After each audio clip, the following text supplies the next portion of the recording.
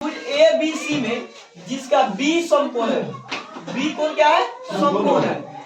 A B बराबर 24 semi, B C बराबर 7 semi है, तो sign A cos A sign C cos सी का मान ज्ञात करना है। ध्यान दो, सबसे पहले इसमें त्रिभुज बनाना होगा, समकोण त्रिभुज इसमें बनाना जरूरी है।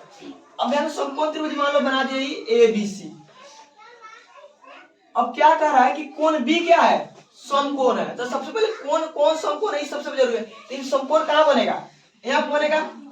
यहाँ सबसे पहले लिख दो बी, क्या होगा? बी। अब ए अस्सी के कहीं भी रख सकते, ए यहाँ रखो चाहे यहाँ रखो, मतलब है ये खाली बी समकोण होगा तो बी समकोण कर दो। यहाँ पे क्या होगा? ए आई हो गया सी, ए बी सी, क्या होगा? A B C. अब तक ए बी बराबर कितना है? 24 सेमी। ए बी कितना है? 24 सेमी। अब बी सी कितना है? 7 सेमी। बी सी कितना है? 7 सेमी।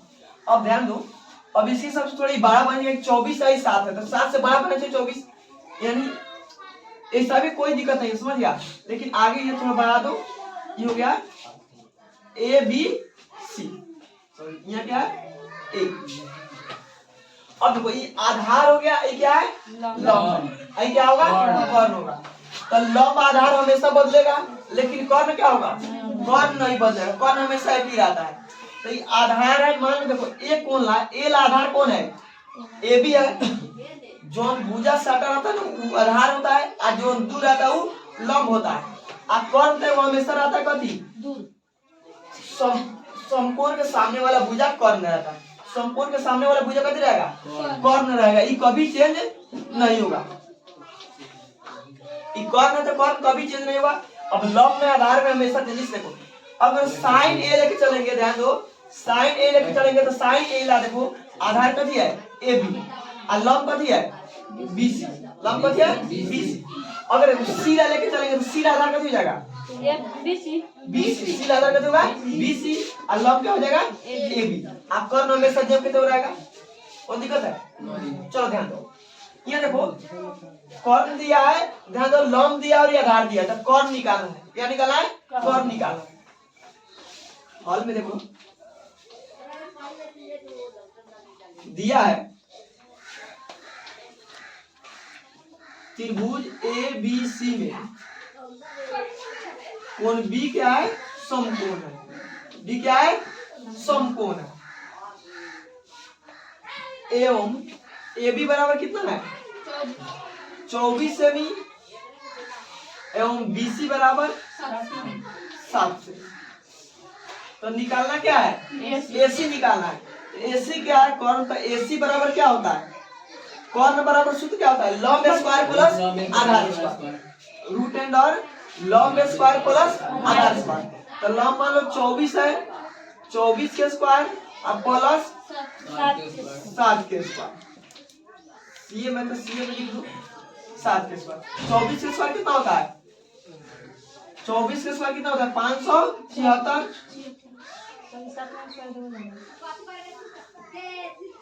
अब प्लस 7 के स्क्वायर कितना होता है? 49। कितना होगा? 49। अब जोड़ दो, जोड़ने पर कितना आ रहा है? 625। कितना होगा? 625 सेमी स्क्वायर। 625 का वर्गमूल क्या होगा? 25। क्या होगा? 25 सेमी। यानी कर्ण का मान कितना हो गया? 25 सेमी। कर्ण का मान कितना है? 25 सेमी है। अब कर्ण आधार लंब तीनों पता हो गया, तीनों भुजा पता हो गया, तो निकालना है क्या? Sign A cos A. तो सबसे पहले साइन निकालते हैं। एक में क्या कर रहा है? साइन ए, तो साइन थीटा बराबर सूत्र सबसे पहले पता। साइन थीटा बराबर क्या होता है? लंब बटे कर्ण। लंब बटे लंब बटे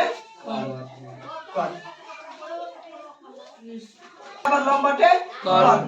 तो ध्यान दो, ए ला लंब क्या है?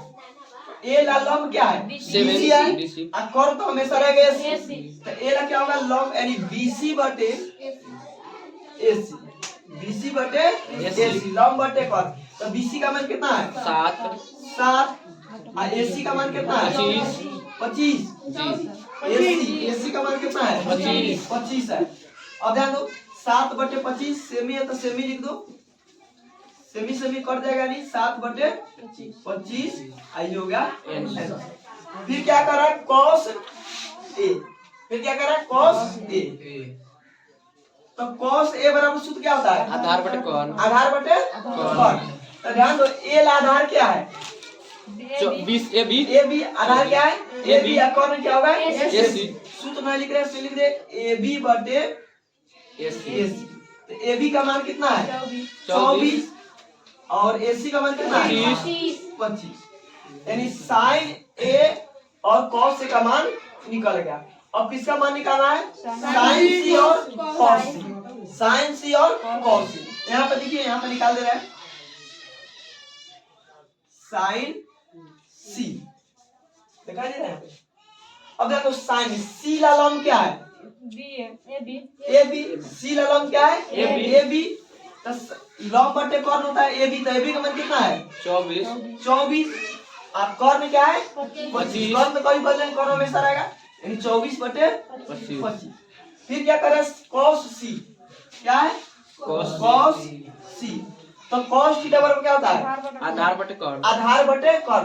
तो c ला आधार क्या है BC BC और कौन तो हमेशा रहेगा AC, यानी BC बटे AC। BC बटे AC, तो BC का मान कितना है 7 और AC का मान कितना है 25, यानी आपका sin A into cos A और sin C into cos C का मान निकल गया। तो हम अगला सवाल देखेंगे।